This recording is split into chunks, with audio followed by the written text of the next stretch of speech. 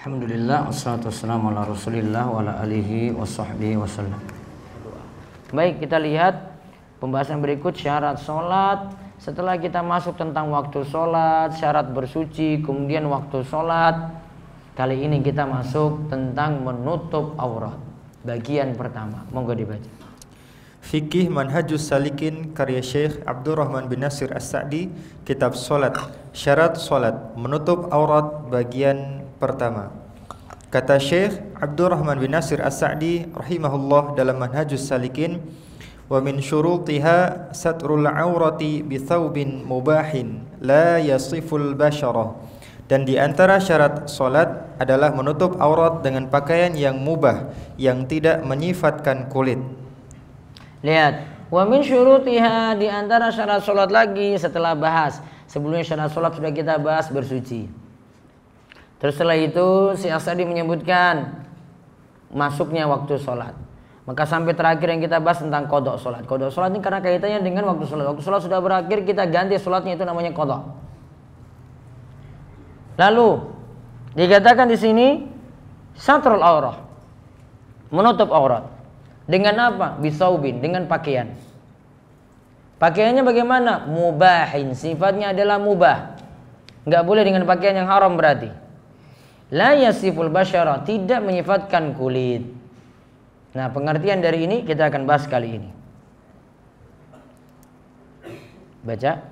Perintah menutup aurat, maksud dari kalimat Syekh As-Sa'di rahimahullah adalah wajib menutup aurat dalam solat dan wajib menutup bagian yang diharamkan untuk dilihat. Taib, itu masuk menutup aurat. Namun ada penekanan dari Syekh Muhammad bin Shalih Al-Utsaimin.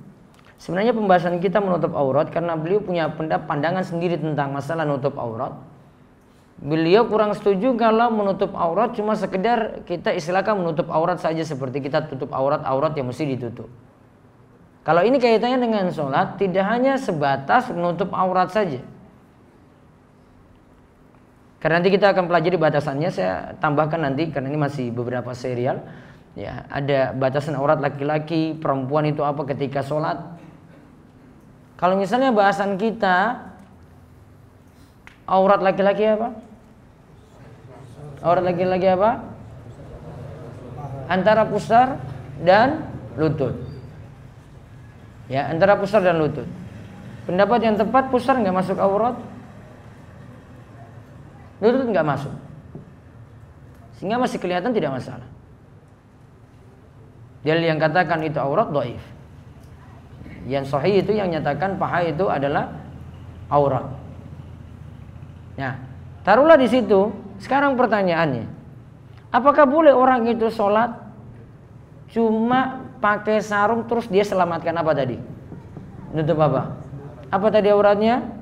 Antara pusar dan lutut. Coba kamu sholat kayak gitu. Boleh atau tidak? Hah? Boleh atau tidak? Oh, ini punya bahasan tersendiri. Kita mau pakai kayak gitu saja. Cobalah masuk MPD antum kayak gitu, terus ngotot ini antum. Ya, imam mau sholat terus tegur kamu, kok kamu jangan kayak gitu? Wih, ya aurat ini sudah saya tutup, selamat saya. Coba berani jawab kayak gitu? Nah, maka tanda tanya jadinya. Maka Syekh Muhammad bin Shalih Al-Utsaimin katakan, enggak cukup dengan nutup aurat saja kalau untuk sholat berarti. Karena nanti akan dijelaskan di sini tentang ayat-ayatnya, hadis-hadisnya. Ditambahkan lagi nanti ada beberapa hadis, saya akan ulas pada pertemuan berikut. Ya. Itu ada hadis-hadis yang perlu diperhatikan lagi dalam hal ini. Pundak, Nabi SAW perintahkan untuk ditutup untuk laki-laki ketika sholat. Keadaannya beda kalau darurat. Contoh darurat gimana? Nggak ada pakaian apa-apa. Sudah masuk waktu sholat, dia pas lagi di pinggir sungai. Masuk waktu sholat sudah mau habis nih. Ternyata pakaiannya itu ke bawah air. Cuma sisa apa? Sarung saja. Nutupi atas nggak bisa, nutupi bawah ya cuma dapat itu aja yang dia tutupi. Maka apa yang dia lakukan coba? Berarti dia cuma pentingkan nutup aurat. Ini beda karena keadaan darurat. Nggak ada pakaian apa-apa. Baru dia bisa praktekkan seperti itu. Namun kalau dia punya pakaian yang lebih sempurna, ya tutup sampai di pundak. Makanya Syekh Muhammad bin Shalih Al-Utsaimin tidak mengatakan ini menutup aurat kalau untuk sholat. Beliau katakan, atau bahasa bebasnya kita, ya berpenampilan yang sopan lah gitu, atau berpenampilan yang baik ketika sholat. Nah sekarang kita lihat ini yang dimaksud ayatnya di bawah. Dalil perintah menutup aurat adalah firman Allah, Ya bani Adam khudhu zinatakum inda kulli masjidin wa kulu washrabu wa la tusrifu innahu la yuhibbul musrifin. Hai anak Adam, pakailah pakaianmu yang indah di setiap memasuki masjid. Makan dan minumlah dan janganlah berlebih-lebihan. Sesungguhnya Allah tidak menyukai orang-orang yang berlebih-lebihan. Nah lihat, sini ada disuruh pakai pakaian yang indah. Tidak sekedar tutup aurat saja. Mungkin tadi kata Syekh Muhammad bin Shalih Al-Utsaimin, yang tepat kita katakan kita berhias diri, berpenampilan lebih baik ketika sholat. Nah, dikatakan di sini inda kulli masjidin, setiap kali masuki masjid, artinya mau sholat. Wa kulu washrabu, makanlah, washrabu dan minumlah, wala tusrifu, namun jangan berlebihan. Innahu la yuhibbul musrifin. Sesungguhnya Allah tidaklah menyukai orang-orang yang berlebih-lebihan, yaitu dalam hal makan, dalam hal minum tadi, dalam hal berpakaian. Lalu lihat kalimat selanjutnya di dalam ayat ini. Di dalam ayat ini Allah memerintahkan untuk memakai zinah atau berhias diri, dan menutup aurat merupakan bagian dari berhias diri. Nah, dalam ayat dikatakan khudhu zinatakum. Maka lebih daripada itu, kalau kita katakan ini berhias diri, berarti bukan hanya sekedar tutup aurat. Namun yang jelas kalau orang sudah berhias diri, berpenampilan lebih baik, jelas aurat dia tutup ketika itu. Nah, terus dari Ummul Mukminin. Dari Ummul Mukminin Aisyah radhiyallahu anha, Rasulullah sallallahu alaihi wasallam bersabda, "La yaqbalullahu salata haidin illa bi khimarin." Allah tidaklah menerima salat wanita yang haid atau telah balik kecuali dengan mengenakan khimar. Baik, tentang hadis ini saya akan terangkan juga pada kesempatan berikutnya. Intinya hadis ini memerintahkan untuk nutup aurat bagi perempuan ketika sholat. Jadi banyak faedah dari hadis ini nih. Gimana kalau rambutnya kelihatan? Bagaimana kalau ketika sholat kakinya itu masih terlihat? Nutup kaki itu standarnya bagaimana? Kalau untuk perempuan. Bagaimana kalau sampai lengannya itu terbuka? Itu ada pembahasannya. Dari hadis ini saya kesimpulannya. Kalau hadis ini punya maksud kalau wanita tersebut sudah balik, berarti nutup kepalanya. Berarti kalau dia masih anak-anak, misalnya anak perempuan pengen sholat gitulah, belajar sholat, mesti nutup atau tidak? Tidak. Karena sini katakan kalau sudah haidin, berarti sudah balik. Kalau belum balik tidak disyaratkan seperti itu, namun dalam rangka belajar dia nutup, bukan jadi syarat untuk dia. Nah sekarang kita lihat tadi ada syarat pakaian yang disebutkan oleh Syekh As-Sa'di. Syarat pakaian yang menutupi aurat. Pertama, pakaiannya menutupi badan atau aurat. Nah, yang pertama pakai pakaian. Ada pakaian sini yang menutupi. Terus yang kedua? Yang kedua, pakaian tersebut suci. Berarti tidak boleh pakai pakaian yang najis. Ya, tidak boleh pakai pakaian yang najis. Dalil pakaian itu harus suci? Dalil pakaian itu harus suci adalah firman Allah, wa thiyabaka fatahhir, dan pakaianmu bersihkanlah. Surat Al-Mudaththir ayat keempat. Maka ini jadi dalil pakaian itu harus suci. Terus yang ketiga. Yang ketiga, pakaian tersebut mubah. Pakaian tersebut mubah. Jadi pakaian tersebut bukanlah yang haram. Contoh pakaian yang bermasalah. Nah, di sini contoh pakaian yang bermasalah yang para ulama sebutkan. Satu, laki-laki memakai kain sutra tanpa kebutuhan. Laki-laki memakai kain sutra tanpa kebutuhan. Yang kedua, memakai pakaian syuhrah atau ketenaran atau tampil beda. Yang ketiga, pakaian musbil untuk laki-laki, yakni menjulur di bawah mata kaki pada sarung atau celana. Yang keempat, pakaian yang ada unsur tasyabbuh atau menyerupai pakaian non-muslim. Dan yang kelima, pakaian dari usaha yang haram seperti mencuri atau merampas. Taib. Ini ada beberapa masalah di sini. Yang pertama, ada pakai kain sutra untuk laki-laki tidak boleh. Kecuali kalau punya kebutuhan, dia tidak bisa selamat dari penyakitnya, misalnya gatal-gatal atau yang lainnya penyakit kulit, kecuali harus pakai kain sutra. Maka ini berarti butuh, dibolehkan. Kemudian yang kedua, ada pakaian syuhra, dia pakai pakaian ketenaran, tampil beda, kesombongan, tidak boleh. Namun nanti masalah pakaian tampil beda atau syuhra relatif. Ada suatu pakaian yang ini jadi dianggap biasa di satu tempat, di tempat yang lain dianggap itu bermasalah. Maka kadang setiap orang itu, maka standar pakaian masing-masing tempat itu lebih baik. Ya. Dia tidak mesti mengikuti apa yang jadi budaya di Arab dengan pakaian ini, nggak mesti. Atau pakaiannya harus dengan jubah sampai di bawah satu setel gitu, tidak mesti pula. Atau apa istilahnya yang sampai lutut ke bawah apa? Hah? Kayak Pakistan gitu ya. Nah, apa model pakaiannya disebut? Kurta. Nah, kalau ada juga model seperti itu. Ini sebenarnya bukan model Arab, ini model Pakistan sekitarnya. Jadi jangan nganggap paling sunnah pakai kayak begitu. Iya, saya ketika ke Saudi terus pakai pakaian kayak gitu, lihat orang Saudi pakaiannya lebih ke bawah lagi. Saya pakai pakaian apa nih? Terus saya lihat tengok kanan kiri. Ternyata pekerja-pekerja bangunan pakai kayak begitu. Iya, ini orang-orang Pakistan semuanya. Maka seketika itu juga saya lepas itu. Sudahlah, saya pakai pakaian biasa saja dulu. Kita kayak nganggap itu paling nyunah, ternyata nggak seperti itu diperlakukan. Jadi jangan buat standar dulu. Ini paling nyunah, ini yang paling mendekati tuntunan. Kalau masalah pakaian nggak diatur, bebas. Nggak usah buat standar-standar tertentu. Jadi standar kelompok atau standar apa nggak perlu. Menurut salah satu pendapat, sholat dengan pakaian bermasalah seperti di atas tidak sah, sebagaimana sholat di tanah rampasan. Namun pendapat lain menyatakan bahwa sholatnya tetap sah, namun berdosa. Karena larangan yang ada tidak terkait langsung dengan sholat, yaitu larangan tersebut tidak kembali pada zat sholat. Karena hal-hal yang disebutkan di atas berlaku di dalam maupun di luar sholat. Seperti misalnya seseorang mencuci pakaiannya dengan air curian. Sholat dengan pakaian seperti itu sah, namun berdosa karena mencuri airnya. Pendapat yang menyatakan sah inilah yang menjadi pendapat Hanafiyah, pendapat yang masyhur dalam mazhab Imam Malik. Ini juga menjadi pendapat Syafi'iyah dan salah satu pendapat dalam mazhab Imam Ahmad. Pendapat yang terakhir inilah yang lebih kuat. Baik.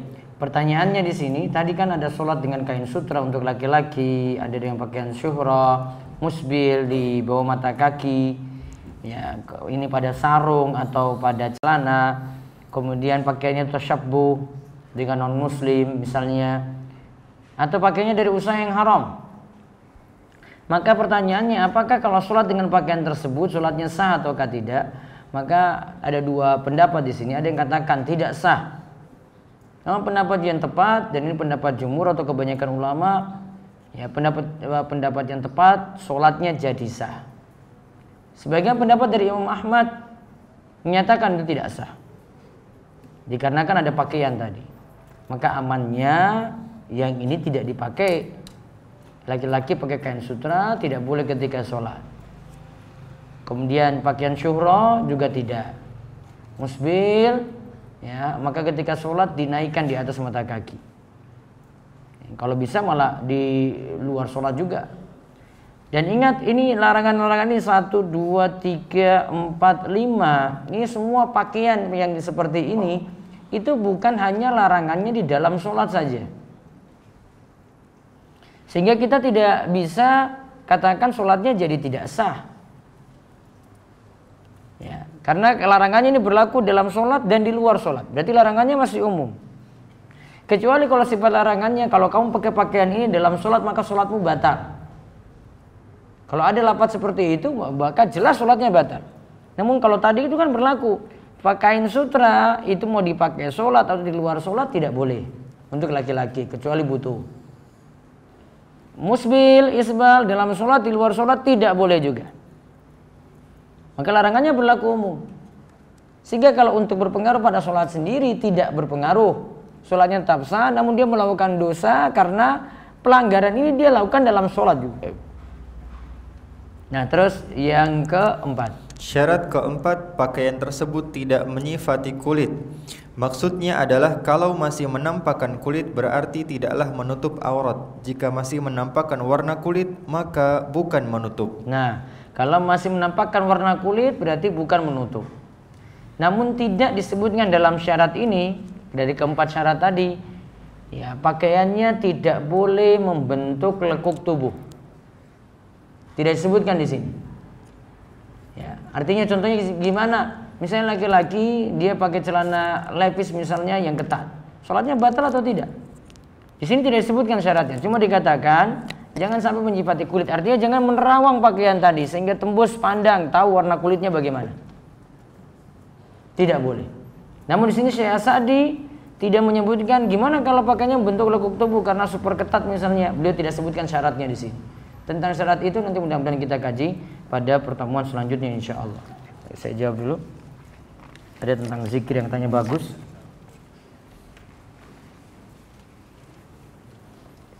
Nah, pada akhir hadis tentang membaca surat Mu'awwidzat yang kemarin kita bahas, Al-Ikhlas, Al-Falaq, An-Nas, dijelaskan bahwa beliau Rasulullah SAW melakukan itu 3 kali. Apakah 3 kali itu dimulai dari meniup telapak tangan ataukah hanya pada saat mengusap kedua telapak tangan ke seluruh tubuh? Diulangi bacaannya dengan meniupnya sampai 3 kali. Jadi yang kemarin kita praktekkan, tangannya pertama kali ditiup, nafas, lalu setelah itu bacakan Al-Ikhlas, Al-Falaq, An-Nas. Setelah itu diusap ke badan yang bisa dijangkau dari kepala. Diulangi kedua kalinya lagi. Artinya tangannya ditiup, terus bacakan Al-Ikhlas, Al-Falaq, An-Nas, terus usap lagi ke badan. Sampai hal itu diulangi 3 kali. Jadi bukan diusapnya sampai 3 kali, bukan. Namun diulangi dari pertama yaitu sampai 3 kali. Ustadz, bolehkah berzikir dalam keadaan masih junub? Kalau berzikir masih junub, masih dibolehkan. Yang tidak dibolehkan, baca Al-Quran dalam keadaan junub. Ini sudah pernah kita bahas. Saya catat di sini, ada di edisi 38 buletinnya. Itu pernah disinggung. Ketika kita bahas hukum yang berhadas membaca Al-Quran dan masuk masjid. Kalau untuk membaca Al-Quran bagi orang yang junub, sepakat ulama 4 mazhab tidak boleh. Dalilnya Nabi SAW tidaklah melarang, dalilnya anna Nabi SAW kana la yahjubuhu an qiraatil Qur'an syai'un illa ayyakuna junuban. Nabi SAW tidaklah melarang baca Al-Quran sedikit pun kecuali kalau dalam keadaan junub. Jadi junub tidak boleh membaca Al-Quran. Membaca ini bukan kita bahasanya menyentuh. Kalau menyentuh bahasan kita sudah selesai. Menyentuh untuk junub tidak boleh. Namun kalau untuk membaca, berdasarkan hadis ini sepakat 4 mazhab tidak dibolehkannya, atau menurut jumhur ulama tidak boleh. Namun kalau tadi kalau ditanyakan berzikir masih boleh. Misalnya dia mau mulai wudu, dia baca bismillah misalnya, itu zikir, masih dibolehkan. Dan apa betul mandi junub sah jika dilakukan hanya seperti mandi biasa tanpa tata cara sunnah, tapi tetap dengan niat mandi junub? Iya, rukun mandi junub ada 2. 1, niat. 2, meratakan air ke seluruh badan. 2 syarat ini terpenuhi, mandinya sah. Walaupun dia tidak awali dengan wudu terlebih dahulu. Ya. Dia juga acak saja ketika mandi, dia siram badan dulu, baru kemudian kepala, baru kemudian kaki. Tidak berurutan, tidak masalah. Yang penting air sudah rata ke seluruh badan. Itu rukun. Namun kalau penyempurna, misalnya dalam keadaan junub, dia bersihkan kemaluan dulu, kemudian nanti berwudu, kemudian guyur dari kepala, kemudian anggota badan, kemudian sampai seterusnya sampai kaki. Dan ini sudah kita bahas ketika pembahasan mandi junub. Bagaimana cara mendoakan atau zikir untuk anak kecil yang akan tidur? Dituntun. Kalau ini ibunya, ini paling dekat dengan ibunya, ibunya tuntun anaknya untuk baca zikir tadi. Ya, dituntun misalnya baca ayat kursi kalau belum hafal, diulang kalimat per kalimat, kata per kata gitu. Dia ikuti pelan-pelan sampai sempurna. Baca yang lainnya lagi terus ulang, sama seperti zikir pagi petang. Anak kecil itu dituntun. Nantinya ketika pengulangan terus, dia lebih cepat hafal. Nanti orang tuanya juga lebih melekat lagi nanti dalam benaknya. Misalnya ibu atau bapak itu belum hafal, kemudian tuntun anaknya seperti itu, nanti orang tua malah jadi kuat hafalnya, karena dia bantu anaknya terus seperti itu. Itu cara untuk anak itu dituntun untuk baca. Apabila kita berwudu sebelum tidur, lalu mau tidur terus buang angin, apakah perlu berwudu lagi? Kalau mau mengulang ya boleh, mau bablas tidur juga nggak berdosa. Karena wudunya tadi hukumnya sunnah. Seperti yang kita bahas ini hukumnya sunnah. Dia mau ulang lagi silakan. Nah, mau ulang lagi, kontut lagi ya sudah, nggak paksakan diri ketika itu. Apakah perlu mengetahui ilmu atau hadis lengkap ketika sebelum melakukan sebuah amalan? Tidak. Tahu secara global dan tahu itu ilmunya benar dari seorang guru, kemudian amalkan, baru dia tahu dari detailnya misalnya. Seperti itu boleh. Sama seperti kita dahulu kalau belajar fikih ibadah, itu tahu teori dulu. Belajar fikih ibadah itu enggak dari dalil. Teori dulu. Ya, oh ini teorinya kayak gini, rukun mandi berapa? 2. Ketika kecil kayak begitu dulu, enggak ditanya rukun mandi apa? 2. Apa dalilnya? Oh, enggak. Anak kelas 6 SD enggak disuruh kayak begitu. Nanti ketika dia punya masa untuk mengenali dalil karena butuh pemahaman, nah baru ditambahkan dalil. Kalau kecil belum boleh. Tanya sama kelas 3 SD, rukun mandi apa? Nah, 2 tadi. Apa? Sudah sebut, sudah benar. Tahu dalilnya enggak? Enggak tahu. Oh, salah kamu. Enggak salah dia. Kamu yang terlalu menganggap dia itu super ini, harus seperti kamu. Enggak. Beda tingkatannya. Ulama-ulama dahulu itu belajar mazhab dulu. Mazhab itu teori-teori dulu. Dalil belum. Dalil belakangan. Mau lihat juga dari perkataan Syekh As-Sa'di tadi itu teori dulu. Wa min syurutiha, dan syarat sah salat itu apa? Ya, satrul aurah. Disebutkan rinciannya saja. Satrul aurah bisaubin mubahin la yasiful basyarah. Teori itu. Dalilnya mana coba? Tadi Syekh As-Sa'di sebut? Enggak kan? Penjelasannya baru kita sebutkan dalil, karena para ulama punya penjelasan untuk itu. Dalil belum. Syekh As-Sa'di lagi mengajarkan dasar. Jadi kalau mengajarkan dasar kayak begitu. Ya, maka kalau mengajarkan suatu ilmu, lihat tingkatannya. Kamu mengajarkan siapa? Sama seperti kamu lagi ngajar itu anak-anak, ngajar simba-simba sepuh, itu juga nggak butuh dalil. Ya. Nggak perlu banyak-banyak teori, nggak perlu banyak-banyak dalil disebutkan gitu. Wah ini rukun mandi, ini dalilnya kayak gini-gini. Wah simbah bingung itu, cuma gumun aja lihat kamu. Oh iya ini anak ini pintar ya. Namun coba pulang kamu tanya simbah lagi, tadi apa mbak? Wah anak ini bocah ini pintar banget. Terus apa dipelajari? Pokoknya pintar. Itu aja yang dia kesimpulkan. Apa dipelajari? Dia nggak bisa simpulkan. Maka buat ilmu itu jadi sederhana. Ya, sesuai dengan tingkatan usia, tingkatan umur seseorang gitu. Pendekatan kayak gitu. Enggak semua dipukul rata gitu, sampaikan tetek bengeknya itu disebutkan. Ini dalil Al-Qur'an, ini dalil hadis, ini ijma, ini kias kayak begini. Sudah hafal apa belum? Wah, cuma bengong aja simbah-simbah tadi itu. Mengusap tubuh setelah membaca muawwizat, apakah perlu pakaian dibuka atau tidak? Tidak perlu. Ini tadi loh, ini saya ini praktek sebelum tidur nih ya. Ini usap kepala gitu ya. Ini pecisnya lah saya buka. Nah, badan sudah ini, baju ini saya nggak buka ini, kan nggak disuruh buka tadi ini. Ini badan yang bisa dijangkau, nggak disuruh buka. Harus detail ini dalamnya ini sampai ini kayak wudhu begitu. Nggak ada. Luar saja nih sudah ini. Nah, ini kan dipakai tidur kan? Sudah. Jadi pakaiannya yang dilindungi. Itu saya tekstualnya tadi, kan tidak disuruh usap sampai detail kayak kulit ketika kita basuh wudhu kan? Enggak. Ustaz, bagaimana jika ada kondisi teman yang nggak bisa datang kuliah karena mau periksa mata dan posisinya ada di luar Jogja, terus meminta saya untuk tanda tanganin nitip absen ya. Namun saya menolak, sedangkan hari itu merupakan pertemuan terakhir kuliah dan harus tanda tangan sebanyak 5 kali. Jika hari itu tidak tanda tanganin, maka absennya akan kosong 5 kali, otomatis tidak bisa mengikuti UAS. Pertanyaannya, bagaimana hukum titip tanda tangan dalam keadaan darurat? Tidak boleh. Tadi periksa matanya dia tunda dulu kalau gitu. Apa keputusan saya salah, tolak saja daripada antum nanggung dosa lagi. Antum kalau dukung berarti itu namanya ta'awun 'alal ismi wal udwan. Itu tolong menolong dalam dosa dan berlebihan. Hukumnya bermain saham bagaimana? Asalnya boleh, nanti terlihat dari beberapa sisi, perlu dirinci lagi.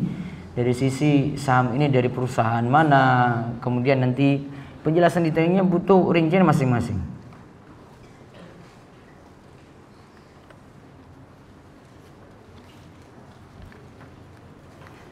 Hukum nabung di bank konvensional masih boleh selama tidak memanfaatkan riba dan keadaannya darurat. Ya, masih dibolehkan dan hukumnya sama seperti menabung di bank syariah, karena bank syariah tidak sempurna juga seperti yang kita harapkan belakangan ini. Jadi ada kritikan-kritikan, di antaranya bentuk tabungannya juga tidak bisa kita katakan murni bagi hasil misalnya, maka butuh pertimbangan juga. Jadi kalau saya mesti anggap masih sama. Hukum menabung di konvensional dan syariah dihukumi sama. Bagaimanakah hukum bekerja di perbajakan? Mudah-mudahan tidak kerja di situ, biar tidak kena doa Nabi SAW, la yadkhulul jannah sahibul maks. Tidak akan masuk surga ya pemungut pajak. Umum di sini. Maka tidak jadi bagian yang kerja di Direktorat Pajak dan semacamnya. Hukum menggambar makhluk hidup yang apabila pada bagian mata hanya diberi garis seperti orang yang sedang memejamkan mata, dan juga gambar tersebut memiliki hidung atau mulut. Bagian muka baiknya dikosongkan, tidak digambarkan sempurna. Kosong lebih aman daripada antum gambarkan nanti disuruh hidupkan gambar tersebut. Bagaimana hukum sebagai blogger? Blogger boleh, karena penghasilan dari blog lumayan untuk bisnis sampingan mahasiswa. Dan bagaimana hukum Google AdSense? Google AdSense kalau iklannya tidak bisa difilter, cuma iklan-iklan yang aman saja. Ada iklan porno di situ, iklan minuman keras di situ, iklan yang bermasalah, antum nggak bisa filter, maka tidak boleh. Jadi sesuatu yang tidak jelas. Namun jadi blogger, antum punya tulisan, mau jadi YouTuber, kemudian subscribernya banyak, selama yang dia buat videonya itu halal-halal saja dibolehkan gitu, boleh dia manfaatin.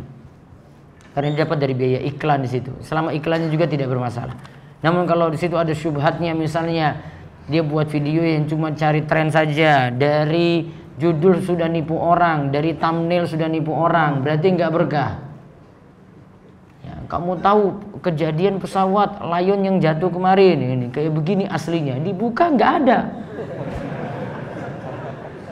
Permainan judul kan? Nah, thumbnailnya dia gambar pesawat Lion yang jatuh, dibuka, ya cuma kayak begini. Nipu orang nggak berarti? Nipu, nggak boleh. Itu kan kejar subscriber itu kayak begitu. Dikira saya nggak tahu kayak begini. Dia tipu-tipu orang kan? Kan normal-normal saja sudah. Ini ceritanya kayak gini. Ya memang kalau nggak ada yang like ya sudah, memang videomu jelek kok. Ngapain bohongin orang? Ya kan, dari thumbnailnya dia bohongin kan, judulnya juga kan, ya dua itu. Makanya nggak pernah video kajian kalau judulnya biasa saja terus like, itu pasti ada tambahan-tambahan itu. Ini keadaan paling lucu, seorang artis tanya kepada ustadz ini gitu. Wow, semua pada buka itu, tanyanya apa? Artisnya cantik lagi, wah itu baru dibuka. Padahal lihat ya nggak mutu juga pertanyaannya, tapi dibuat ini juga, nggak boleh. Tergantung, maka blogger seperti itu, Bu ya, YouTuber juga seperti itu. Dilihat dulu, kamu nipu-nipu orang nggak di situ? Iklannya apa? Dicek semuanya. Kalau syubhat tinggalkan, cari yang lain.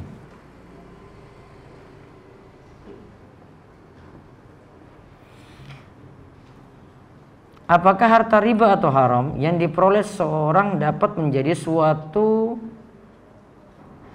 Apakah harta riba atau haram yang diperoleh seseorang dapat menjadi suatu keluarga terasa tidak harmonis, berantem terus, dan ia sadar kalau ia kredit motornya itu riba? Bisa. Namanya maksiat itu ujung-ujungnya pasti ada suatu masalah itu dalam rumah. Makanya dulu para salaf ketika mereka lihat ketika dia bermaksiat di luar rumah, pulang ke rumah lihat dengan istrinya ada masalah, dengan anaknya ada masalah, dengan hewan tunggangannya ada masalah. Maka dia koreksi ini, oh iya jangan-jangan ini karena maksiat di luar rumah saya lakukan sehingga di dalam rumah saya jadi berantakan seperti ini. Maka itu sifatnya maksiat seperti itu. Ada saja suatu masalah di situ. Maka misalnya antum kredit riba misalnya. Terus kok dapat masalah di rumah, kok ini jadi berantem, kok jadi seperti ini, kok usaha saya pinjam, kok dulu itu usahanya lancar, ya untungnya banyak. Terus pinjam ini malah kok sekarang jadi susah, bayar utang kok juga belum lunas-lunas, kok dikejar-kejar utang terus. Coba perbaiki, ada yang masalah di situ. Karena itu ada suatu masalah dari ada maksiat, ada riba yang diperbuat. Karena namanya maksiat itu ma'asabakum min musibatin fa bima kasabat aydikum wa ya'fu an katsir. Kata Allah, yang namanya suatu musibah yang menimpa kalian itu karena tangan kalian sendiri. Di antara musibah ya keadaan rumah yang kacau balau, termasuk. Maka koreksi ini di sini. Oh, ini usaha saya masalah. Ini jangan-jangan karena maksiat saya. Saya punya usaha, mana ini yang masalah? Dicek itu. Ya, diperiksa satu persatu. Bagaimana hukum kita sewa atau kontrak suatu rumah, kemudian rumah tersebut kita renovasi tanpa izin dari pemilik, apakah boleh? Sewa berarti asalnya dia pakai apa adanya, sama seperti saya misalnya sewa kamar, ya sudah kamarnya apa adanya seperti itu. Gak bisa saya utak-atik nanti kamarnya seperti ini, karena cuma pemakaian. Maka kalau mau merubah untuk sewa atau kontrak tadi, tanya pada tuan rumah. Yang punya ini izinkan nggak? Ini dirombak total, ini direnovasi bagian ini catnya itu diganti. Tanya sama yang punya. Akadnya diizinkan sampai di mana? Kalau memang diizinkan sampai di situ berarti boleh. Kalau tidak diizinkan berarti tidak boleh. Bagaimana hukum harta penghasilan dari pekerjaan menggunakan ijazah yang nilainya hasil nyontek? Saya baca buku kata Syekh Ibnu Utsaimin, itu termasuk dosa besar karena menyalahi hadis Nabi yang bukan termasuk golonganku bagi orang yang menipu. Sedangkan sejak SMA hingga lulus kuliah saya sering menyontek. Innalillahi wa inna ilaihi rajiun. Antum nggak pakai ijazah itu, nggak pakai ijazah SMA, nggak pakai ijazah kuliah, antum bisnis saja kalau untuk itu berarti. Yang itu tidak pakai itu sama sekali, aman. Ya, bisnis aman berarti bagi antum. Karena antum punya masalah di situ. Mau disuruh ulangi tes, nggak ada sekolah yang mau suruh antum ulangi tes lagi. Amannya seperti itu. Itu ijazah nggak dipakai, antum buka usaha. Mau angkringan ke, mau bisnis ojek ke, atau apa ke, mikir sendiri nanti. Yang tidak ada kaitan dengan ijazah. Apakah boleh saya memasak dan kemudian memakan mie instan teman sekos tanpa sepengetahuan pemiliknya? Namun setelah itu saya langsung ganti mie tersebut dengan jenis yang sama. Hal itu karena saya lapar sekali. Kerjaan anak kos-kosan ini. Kos-kosan tuh kayak gitu itu. Ada istilahnya apa? Nitip orang nitip barang, snack taruh situ terus tinggal masukin uang, apa istilahnya? Apa? Kantin kejujuran. Sama juga. Ini maksudnya sama juga. Saya ambil dulu, nanti kemudian kalau ada uang saya kembalikan juga. Iya, yang punya barang itu mau datang ambil. Ternyata belum balik-balik juga. Zolim gak itu? Zolim. Sama misal antum ambil kan, kadang kan lupa ada kan. Iya, saya nanti mau kembalikan itu, sudah diambil nih, makan kenyang terus. Ternyata lupa kembalikan juga. Orang-orang cari, ini kok misalnya nggak ada, baru kamu minta maaf. Kalau kamu nggak ada berarti dia cari-cari lagi. Sudah saya bilang ini ada yang nyolong punya saya. Zolim nggak berarti? Zolim. Ada, memang ada transaksi namanya fuduli di situ. Nabi SAW itu pernah kasih seorang sahabat ini uang untuk suruh beli kambing. Ternyata dia pintar nawar, untungnya itu banyak. Kemudian akhirnya dia bawa pulang 2 kambing, terus lapor pada Nabi SAW.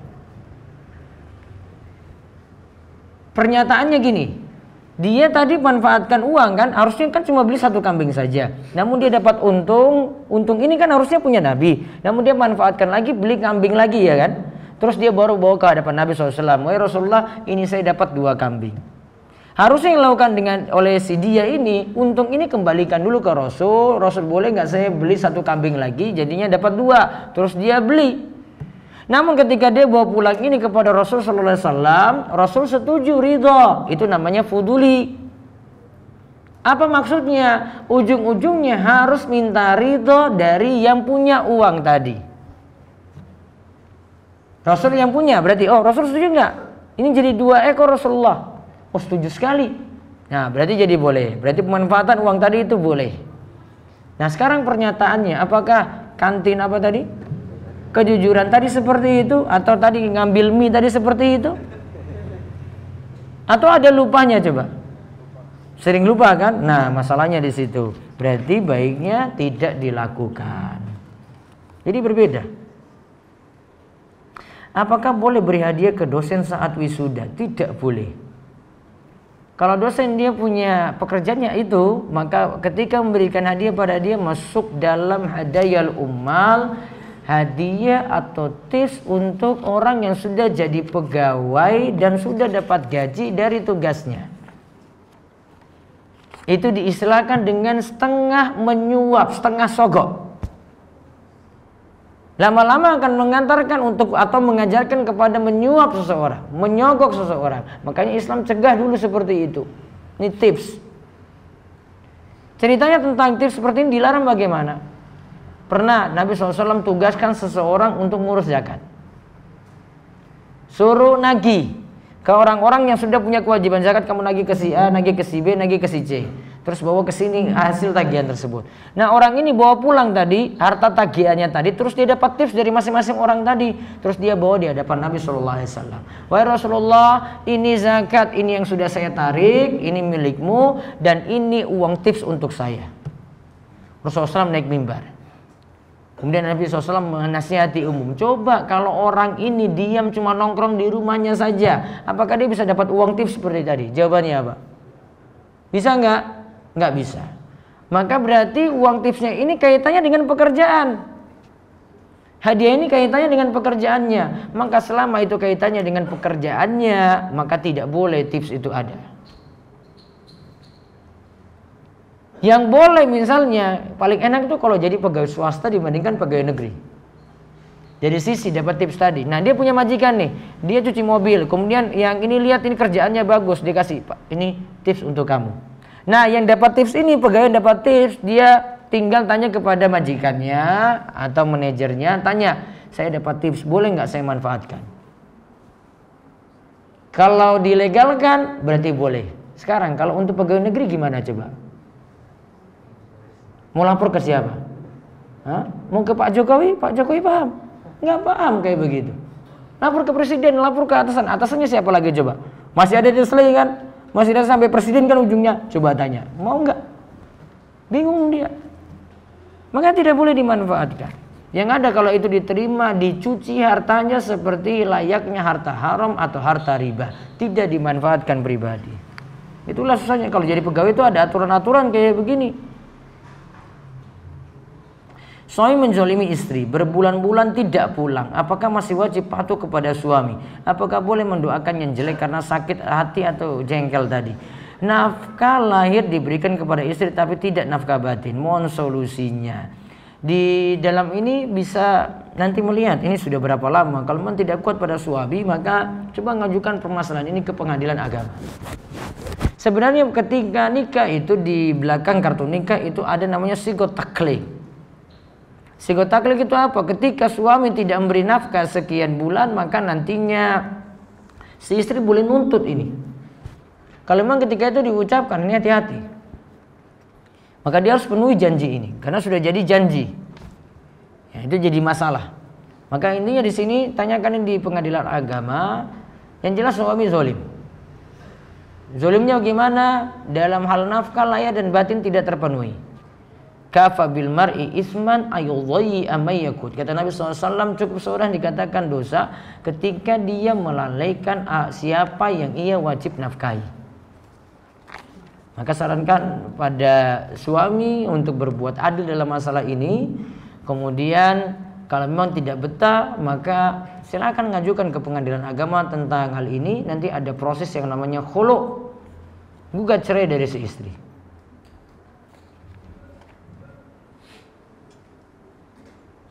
Bolehkah beri hadiah ke ustadz yang sudah digaji yayasan? Boleh, namun baiknya dengan izin yayasan. Dikasih ke yayasan untuk ustadz tadi. Atau ustadz ini diberi, namun nanti lapor kepada yayasan. Kalau selama ini kaitannya dengan pekerjaannya di yayasan.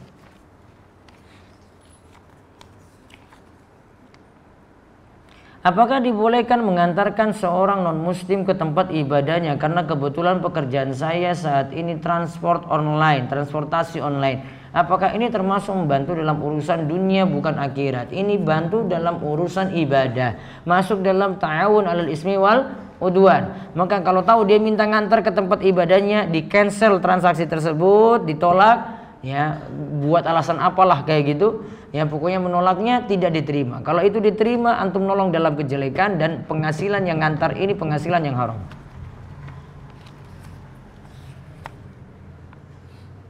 Bagaimana hukum makan di warung makan atau kantin milik non-muslim ahli kitab dan makanan yang disajikan halal secara zat? Masih boleh. Misalnya dia goreng tempe atau ada mie begitu, masih boleh. Saya takmir masjid, apakah jika ada jamaah atau teman takmir yang ingin meminjam uang masjid, saya boleh meminjamkannya? Tidak boleh. Ya sama seperti kasus tadi ini.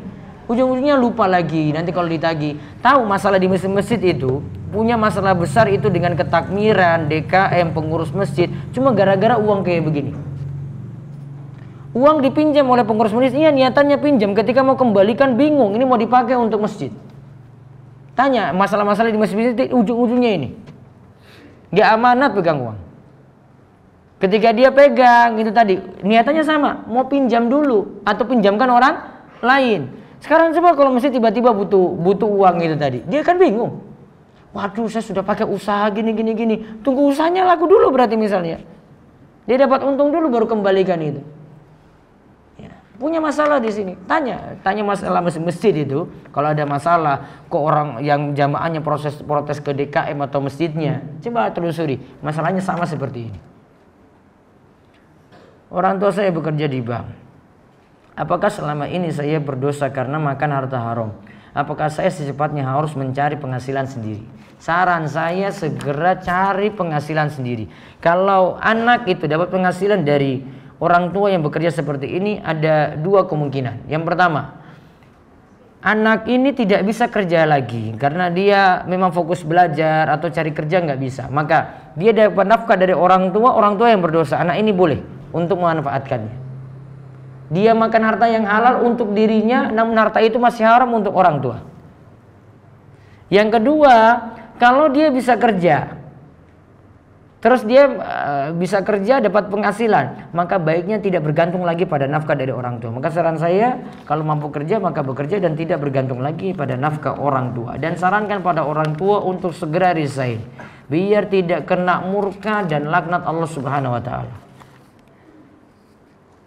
Bagaimana sikap kita terhadap pengemis atau pengamen? Saya seringkali bimbang antara ingin sodako karena kepada pengemis, namun jika tidak ingin pengemis ini menjadi ketergantungan. Bagaimana solusinya? Lihat keadaan pengemisnya bagaimana. Dia itu keadaan orang yang mampu untuk kerja ataukah tidak. Kalau mampu untuk kerja tidak diberi. Namun kalau memang dia orang yang butuh secara fisik lahiriah, kita beri. Terus kalau kita salah sedekah karena dia itu pura-pura ketika itu, tangannya nggak puntung, namun dia masukkan dalam baju misalnya. Kakinya nggak puntung juga, namun dia lipat kakinya itu dalam celana. Antum nilai dia berdasarkan lahiriah, zohirnya itu dinilai. Terus saya sudah beri itu tadi, saya salah? Tidak. Antum dapat sodako, pahala sodako dapat, dia yang nimpu kena dosa. Karena pernah seorang sahabat, ini tentang masalah niat ini, tentang masalah niat.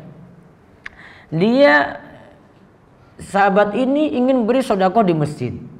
Dia letakkan itu uang atau infaknya di masjid. Kemudian anaknya keluar dari masjid ambil uang itu. Kemudian dia bawa pulang ke bapaknya di rumah. Bapak, saya dapat uang infak sodako tadi di masjid. Itu dari mana kamu dapat? Iya, uang tadi itu. Itu bukan untuk kamu, itu untuk orang, ambil di situ. Kemudian perdebatan ini berlangsung, dilaporkan pada Nabi SAW.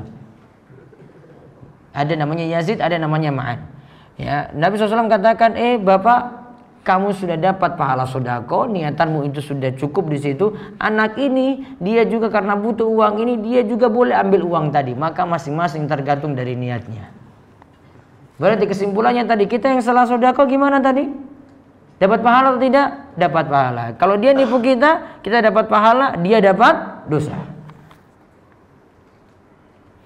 Ustadz, jika menukarkan uang receh ke toko untuk dijadikan uang 50.000 atau 100.000. Terkadang uang receh tadi lebih dan kadang kurang, kadang pas. Bagaimana hukumnya? Karena menghitung receh tadi kadang kurang teliti.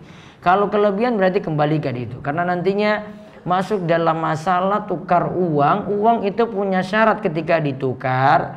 Cuma satu syarat saja kalau, maaf, ini kalau rupiah ke rupiah. Berarti dua syarat. Pertama, cash, tunai di tempat, yadan biyadin. Yang kedua, mislan bimislin, jumlahnya harus sama. Uang 1 juta ingin dipecahin jadi 50.000, 50.000, 50.000. Maka jumlahnya harus sama, nggak boleh ada untung di situ. Atau nggak boleh ketika menukar ini ada yang kurang dikembalikan. Kalau ada yang kurang atau ada yang lebih maka jatuh dalam riba. Ya, jadi dua syarat yang dipenuhi. Maka syarat ini harus dipenuhi untuk penukaran semacam itu. Bagaimana hukum penggunaan ganja dalam bidang medis? Ganja atau obat-obatan seperti itu sifatnya tergantung penggunaan. Kalau penggunaan berlebihan punya efek negatif maka jadi haram. Kalau penggunaan itu sesuai dengan dosis maka tetap sah untuk digunakan. Dan bagaimana hukum memakai barang yang mengandung unsur ganja seperti contohnya pakaian yang menggunakan serat ganja? Masih boleh. Karena dia tidak salah gunakan. Yang salah gunakan kalau dosisnya itu berlebihan. Baru nanti dihukumi hal ini karena berlebihannya tadi.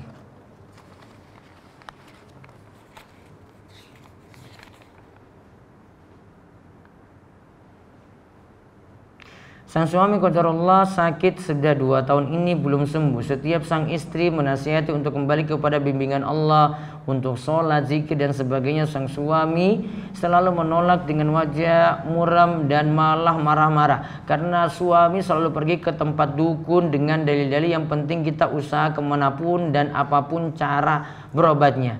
Akhirnya suatu saat sang istri futur dan perlu curhat. Kebetulan curhat kepada temannya laki-laki. Dan diketahui oleh sang suami kejadian tersebut. Sang istri dicerca oleh suaminya dengan tuduhan yang tidak benar. Saya kalau jadi suaminya juga saya celah perempuan ini. Apa-apaan cerita dengan laki-laki lain. Laki-laki lain tuh kalau ceritakan kayak gini sok jadi pahlawan. Apalagi dia itu nggak punya pasangan. Wah, dia bela-belain perempuan tadi. Ya, dia berikan kata-kata ini. Kok suamimu kayak begitu ya? Coba ada laki-laki lain yang lebih baik daripada suamimu, yang bisa melindungimu, menafkahimu, jadi tempat bersandarmu gitu. Coba lihat kata-kata yang romantis kayak gini dengar coba. Oh iya ya. Kalau gitu gimana? Saya minta gugat cerai saja ya. Ujung-ujungnya kayak gitu nantinya. Efeknya situ ada. Ya, maka kalau istri itu curhat pada laki-laki lain musibah besar. Musibah besarnya kayak gini, suami pantas marah. Walaupun ketika itu suami dalam kondisi sakit, tugas istri kalau dihadapi suami seperti ini satu, dia harus sabar. Kemudian dia harap dari kesabarannya ini surga Allah Subhanahu wa taala. Karena dia mengurus suaminya, mengurus keadaan suaminya, dia terima apa adanya. Kemudian yang ketiga, lihat keadaan suami jauh dari agama, dibimbing terus. Biar suami tidak ke dukun ya, karena kalau ke dukun, ke orang pintar menurut dia jadi biang masalah, nggak sembuh-sembuh. Orang buat syirik itu kayak gitu. Ada yang minta perlindungan kepada selain Allah lewat ke suatu tempat di suatu lembah. Kemudian minta perlindungan di situ supaya selamat. Maka Allah katakan apa? Wa annahu kana rijalun minal insi ya'udzuuna birijalin minal jinni fazaduhum rahaqa. Ada kalangan manusia minta perlindungan kepada jin, malah jin itu tambah kepada mereka kesesatan. Dia cari solusi dengan minta tolong kepada jin tadi, coba lewat suatu tempat yang angker, suatu lembah kalau di kalangan orang Arab dahulu. Malah tambah dosa bagi orang tersebut dan membuat dia itu tambah salah, tambah sesat. Maka syirik gak pernah jadi solusi, kedukun gak pernah jadi solusi, ke orang pintar tadi gak pernah jadi solusi. Solusinya pasrah kepada Allah, tawakal kepada Allah. Maka biang masalahnya itu di sini. Maka kalau bisa istri nasihati suami terus supaya tidak pergi lagi ke dukun. Dan dia sabar untuk hadapi suami seperti itu. Adakah doa atau amalan untuk menghilangkan rasa was-was, ragu-ragu? Karena ketika saya jika ingin memutuskan sesuatu sering timbul rasa tidak yakin dan ragu-ragu. Kalau amalan khusus nggak ada, pegang yang yakin selalu, tinggalkan yang ragu-ragu, was-was ditinggalkan. Ada rasa seperti ini, belajar untuk pegang yang yakin, tinggalkan yang ragu-ragu atau was-was.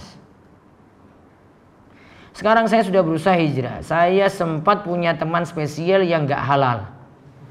beberapa bulan lalu. Akhirnya karena saya nggak bisa menikahi teman akhwat saya itu karena aturan beasiswa kuliah, kami memutuskan untuk saling membatasi hubungan untuk menuntut ilmu agama. Tapi selama saya sama si akhwat nggak jalin hubungan lagi, ternyata stop ngechat. Kemudian kami sering merasa kangen. Bahkan sempat balik lagi cacatan lagi. CLBK berarti ya. Meskipun sekarang sudah nggak lagi chattingan, saya masih sering dihantui kangen tersebut. Apakah rasa kangen saya itu berdosa-dosa? Ini nggak tobat benar. Tobat benar itu menyesal, kembali taat, bertekad tidak mau mengulangi lagi. Berarti konsekuensinya apa kalau bertekad tidak mau ulangi lagi? Kamu hapus kontak si akhwat tadi. Kenapa bisa ngechat lagi coba? Kenapa bisa chatting lagi? Kontaknya masih ada nggak? Iya. Dia masih simpan itu. Kalau kamu aman, di blok aja. Kalau blok masih ada ya berarti ya? Masih ada itu kalau di HP. Ya sudah dihapus, selesai. Atau kamu ganti nomor lah. Ya, ganti nomor itu sampai nggak bisa dilacak lagi. Dia juga nggak cari kamu, nggak ini. Akun Facebooknya saya ada kontak dia juga. Blok dia aja. Ya, unfollow, follow, blok dia. Sudah itu terhapus semuanya memori-memori tadi, ya sudah. Mudah-mudahan dari jalan itu, ya. Ini karena ini penuh syarat taubat tadi. Mudah-mudahan seterusnya tidak terulang lagi, gitu.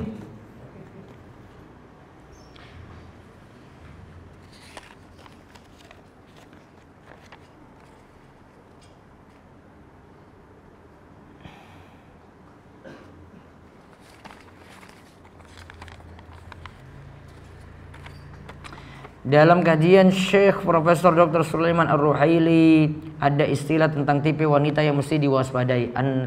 Annana, hannana, haddaka, barraka, syaddaka. Bagaimana cara mengetahui bahwa wanita yang akan dinikahi, akan kan baru akan, tidak memiliki 5 tipe tadi di atas, sedangkan syariat melarang kita untuk berpacaran. Cari dari keadaan. Yang pertama bisa diketahui dari lingkungannya. Teman itu ya, itu nanti satu grup itu punya sifat yang sama. Kamu tahu ini si perempuan ini suka dandan, coba lihat teman-temannya juga, sama enggak? Oh iya sama, grup. Ya, maka tipenya sama. Oh, sama ini suka dandan juga. Oh, berarti ini sama. Kan ini sifat-sifatnya kayak gini, suka dandan. Oh, suka ngungkit-ngungkit lagi. Ya, pemberian. Ini diantara sifat ini diantara ngungkit-ngungkit pemberian. Ini sebenarnya perkataan Syekh ini dari penjelasan Imam Al-Ghazali. Imam Al-Ghazali sebutkan tipe wanita yang mesti diwaspadai, dia sebutkan 5 hal tadi. Namun ada perkataan sampai 6. Yaitu Imam Al-Ghazali yang aslinya itu perkataan Imam Al-Ghazali. Jadi bukan perkataan Syekh, namun perkataan Imam Al-Ghazali. Atau ada kata orang Arab seperti itu. Bukan hadis juga bukan, ya, bukan persis dari para sahabat juga bukan. Namun ini dari perkataan para ulama, ya. Paling ujung yang saya ketahui dari Imam Al-Ghazali. Maka mau cari tahu, itu cari dari teman-temannya, cari dia itu biasanya dengan siapa gitu, ngajinya bagaimana, kualitas dia belajar agama itu seperti apa. Kalau ini sifat-sifat jelek, maka nanti insya Allah bisa dihindari.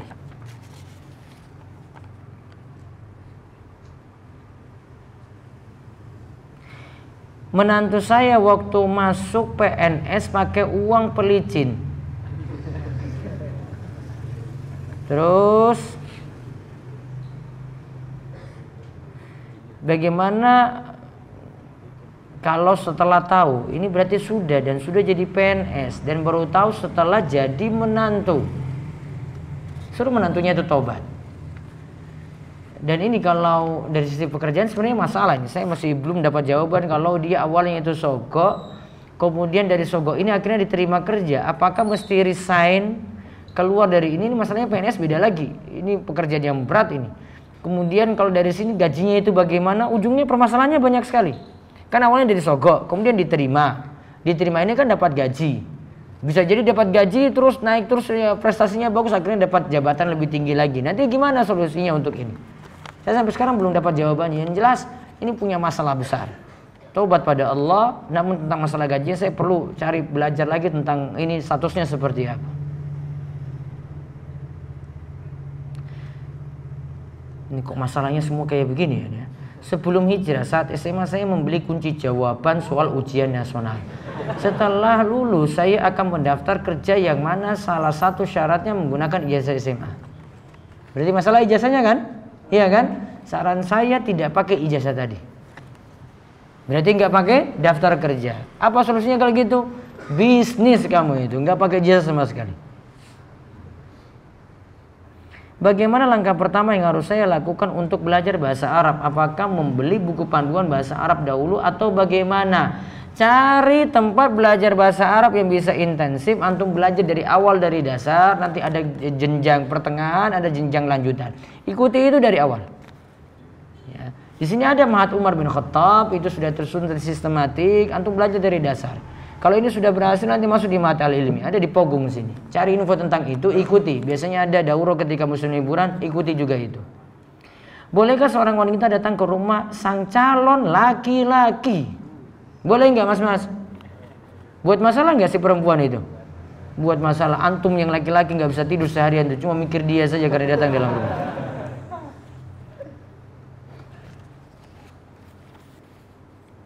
Satu lagi. Saya saat ini sedang berta'aruf, tetapi di pertengahan jalan ada perasaan ragu dan kurang cocok karena kadang komunikasi tidak nyambung. Kamu kok langsung dengan si dia ini? Bagaimana Ustadz, mohon sarannya? Saran saya tidak langsung tanya-tanya info tentang dia lewat orang ketiga gitu.